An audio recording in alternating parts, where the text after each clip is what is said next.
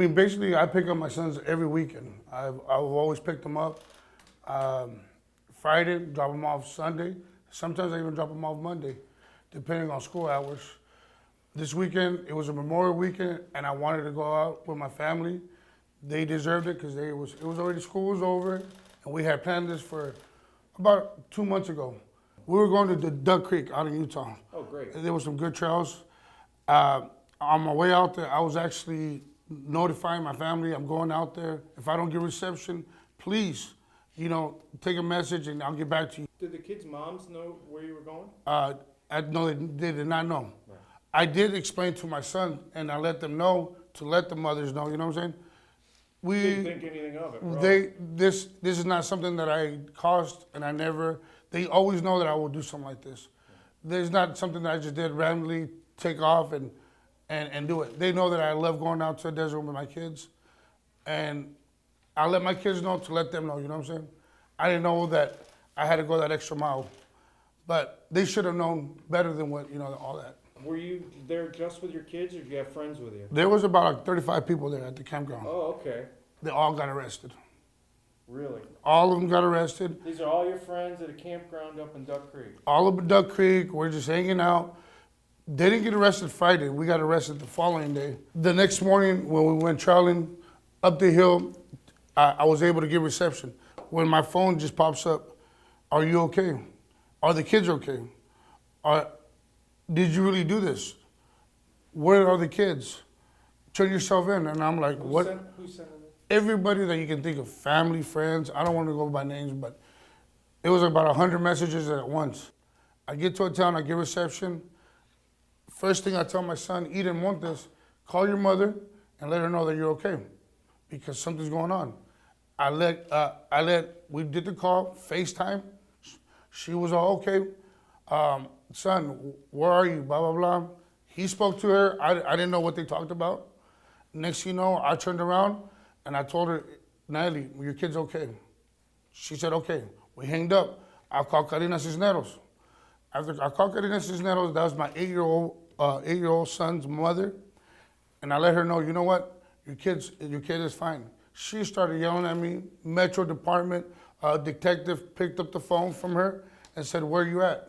I'm like, I'm in the middle of somewhere. I really don't know where I'm at, but I'll let you know. If you want, I can send you where I'm at, my location. By the time I turned around, I had about 100 to 150 cops surround me. My friends, they buried me naked in front of the public. I mean, I was stripped down to my pants. Took off my shirt, took off my socks. It was embarrassing. One of the officers, two of the officers just snatched my kid and started running with them.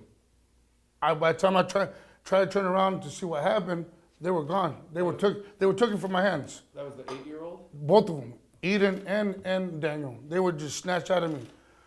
Next thing you know, I was just arrested, brutally arrested, gun points. Every department that you can think of was pointing a gun at me. And right when we got off the phone, the gas station lady just got swatted with a bunch of cops. And then my dad was held at gunpoint, and they're like, where's Jose? Where's Jose? We're looking for Jose Montes, Herrera, and Eden Montes, and Daniel Cisneros. And they came and snatched me from my dad, and I told them that, we're the kids, and then they asked us a bunch of questions. They took photos of us, and I saw my dad. They had to lift up his shirt, pull down his pants, take off his shoes and stuff. And then they put him in the back of the cop car, and they put me in a separate car and drove me away and asked me questions. How did all that make you feel? Well, I was really worried for my dad, yes. This is an individual who's lived in Las Vegas for 25 years. His life revolves around his kids. He coaches soccer, he coaches baseball, he's a previous business owner, and so this is somebody who is the least likely to ever be involved in something like this. But today, I think the biggest point is moving forward, right? Clearing his name, showing who the real Jose Montes is. Is there anything that would make this right? An apologies. I want apologies directly. I haven't gotten the right apologies that I deserve. Like an apology from who? Well, to begin with the detectives. from the Metro, from the coroner's office, a call, a letter, anything that would just say, you know what, I can show my kids this is the apologies that we got. Because at the end of the day, there were the victims in this too. My concern is, let's try to see if we can go fund me, I don't know, something that we can do to help this kid and get justice for that, and get some kind of justice for the family, and find the family at least something, you know? Because that could have been my kid, and I put myself in that shoe. Are you worried about how this whole affair affected your kids? I haven't really got down to that point because it's still new, but I am gonna go and we are gonna talk about this step by step. And my kids are strong, and hopefully we can overcome this as soon as possible.